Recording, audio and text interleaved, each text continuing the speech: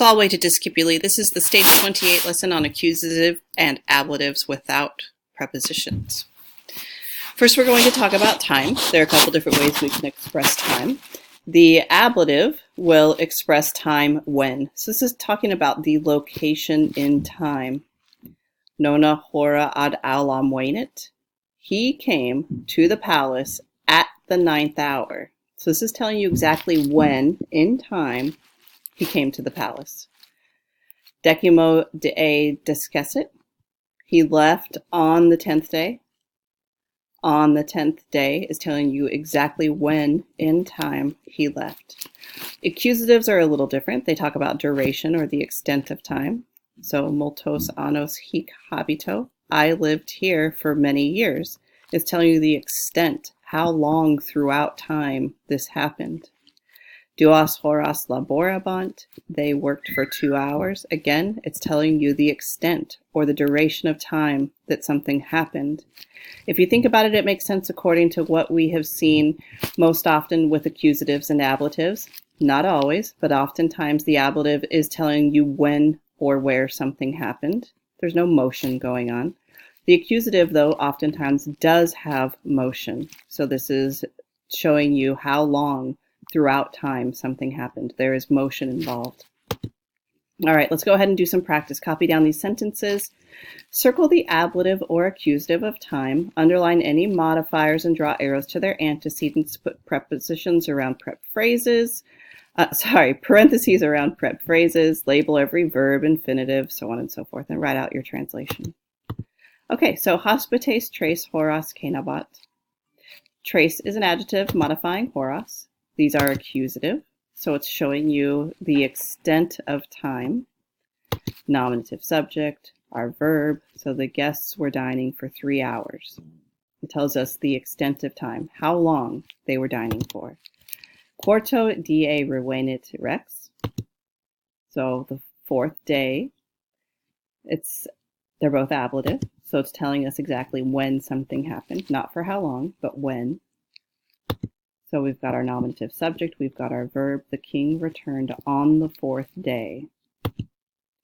Agricola provinciam septem annos administrabat. Septem is modifying annos. These are accusatives, so it's telling us the extent, or for how long. Nominative subject, accusative, direct object, and our verb. So Agricola was managing the province for 7 years. Secunda hora libertus. Secunda hora libertus memoram excitara temptavit. Secunda is modifying hora. They are both ablative, so it's telling us the time when. We've got a nominative subject, an accusative direct object. We have an infinitive that's completing the idea of the main verb here. So the freedman tried to wake Memor on the 2nd hour. Media nocte hostes castra nostra appugnaverunt. Media is modifying nocte. Nostra is modifying castra. This is ablative. There's no preposition there, so it's telling us time when. So in the middle of the night, the enemies attacked our camp. Sex dies navigabamus. Septimo die ad portum advenimus. Sex is modifying dies. Septimo is modifying die.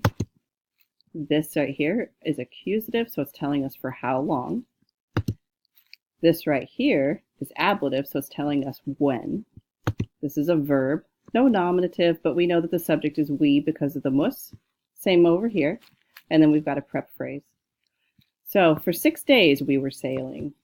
On the 7th day, we arrived at the harbor. All right, we also have what we call the ablative of means. This is an ablative hanging out by itself, no preposition, and it has nothing to do with time. It tells us how something is done, as in like an instrument that was used to do it. All right, miles vulnera impeditus tandem cessit. The soldier, hindered by his wound, gave in at last. So the wound is what he was hindered by. Juvenes gladio armatus ad castra contendit. The young man, armed with a sword, hurried to camp. So the sword is what he was armed with. Seri contenis vincti in fundo laborabant. The slaves, bound by chains, were working in the farm. So the chains is what they were bound by. All right, go ahead and copy down these 5 sentences. As usual, underline the modifiers and draw arrows. Circle your ablative of means, and the rest you should be familiar with. All right, so Savius audacia bilimici atonitus nihil dixit. Atonitus is an adjective. It's going with Savius. Bilimici is a possessive. It's got to be possessing audacia here. Audacia is an ablative. It has nothing to do with time. There's no preposition nearby. So it's an ablative of means. And since bilimici is modifying it, we're going to include it in our ablative of means. Nominative subject, accusative direct object, and our verb. So Savius, astonished by the audacity of Bilimicus, said nothing. Mercator fustibus verberatus and fossa exanimatus jacebat. Okay, so verberatus is a PPP modifying mercator. Exanimatus is an adjective also modifying mercator. We've got a prep phrase here. Fustibus is, well, this could be dative according to its ending, but when you would translate it, you'd find it wouldn't really make sense as an indirect object. So it's ablative, and there's no preposition nearby. It has nothing to do with time. We've got our subject and our verb. So the merchant, having been beaten by the clubs, was lying in the ditch unconscious. Milites wallo defensi barbaris dio resistebant. Defensi is a PPP modifying the milites. Wallow, this is an ablative. There's no preposition nearby, has nothing to do with time, so it's our ablative of means. It's going to tell us how or with which something is done. We've got a nominative subject. We've got a dative direct object. It's dative and it's the direct object because resistebant is a special verb, takes the dative as a direct object, and then we have an adverb. So the soldiers, defended by the rampart, were resisting the barbarians for a long time. Uxor mea annulum gemmis ornatum amit. Ornatum is a PPP modifying annulum. Mea is an adjective modifying uxor. Gemmis, this is ablative, hanging out by itself, no preposition, has nothing to do with time, so it's an ablative of means. Nominative subject, accusative direct object, and a verb. My wife bought a ring decorated with gems. Hospites arte anculae delectati plauserunt. Anculae is a possessive. Delectati is a PPP modifying hospites. Anculae is a possessive modifying arte. Arte is an ablative hanging out by itself, no preposition, has nothing to do with time.